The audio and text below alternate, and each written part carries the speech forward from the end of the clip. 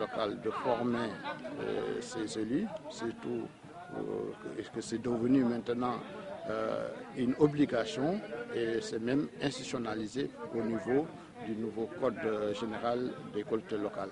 Et je pense que c'est une très belle initiative que le maire a prise en organisant 3 jours de formation. Et j'ai été sollicité pour intervenir sur certains aspects, notamment sur le marketing territorial que j'ai fait hier. Et aujourd'hui, je devais co-animer avec le préfet sur l'état civil et la gestion foncière. Vous savez, la gestion foncière au niveau national, déjà, c'est un problème réel.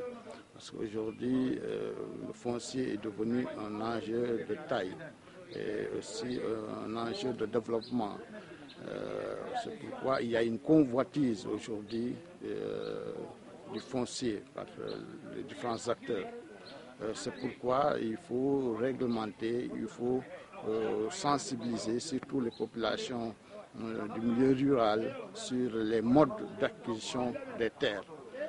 Parce qu'on a tendance à continuer avec le mode traditionnel d'acquisition de terres, aujourd'hui qui doit évoluer parce que nous sommes un État moderne, nous avons des textes réglementaires et pour éviter tout conflit, je pense qu'il est normal de suivre les textes réglementaires qui sont en vigueur au niveau de notre pays. D'où l'importance de partager ces textes réglementaires avec l'ensemble des acteurs, pas seulement les élus, mais les chefs de village qui aussi, à un certain moment, c'est eux qui donnaient les terres aux habitants. Mais tout cela s'était fait de manière informelle. Et c'est des choses qu'il faut corriger. Pour cela, il faut informer ces chefs de village qui sont aussi des représentants du chef de l'État. Donc en tant que tel, et quelque part aujourd'hui avec l'acte 3 de la décentralisation, ce sont aussi les bras droits des maires. Donc il faut qu'ils soient suffisamment sensibilisés sur cette question, les populations également. Parce que parfois les gens se trompent en pensant qu'on a une terre alors qu'on n'a aucun acte qui matérialise vraiment l'acquisition de cette terre-là. D'où l'importance de partager cela avec l'ensemble des acteurs au niveau local. C'est bien d'informer les populations pour que les populations comprennent les procédures à suivre pour acquérir réellement des terres.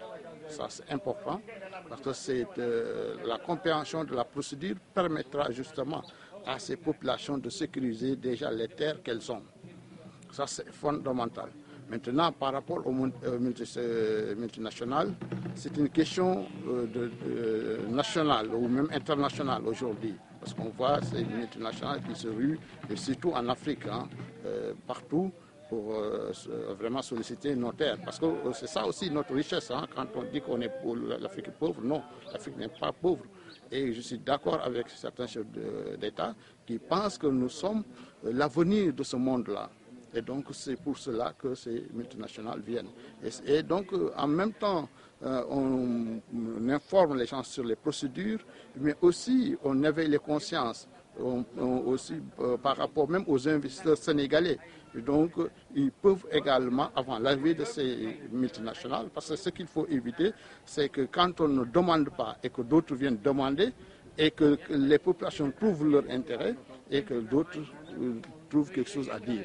Je pense que c'est l'occasion aussi pour les opérateurs économiques sénégalais de prendre les devants, de voir dans les zones vierges, comme les zones du Sénégal oriental d'une manière générale. Quand je parle du Sénégal oriental, je parle de la région de Tamba, de Kédougou, où il y a assez de terres disponibles.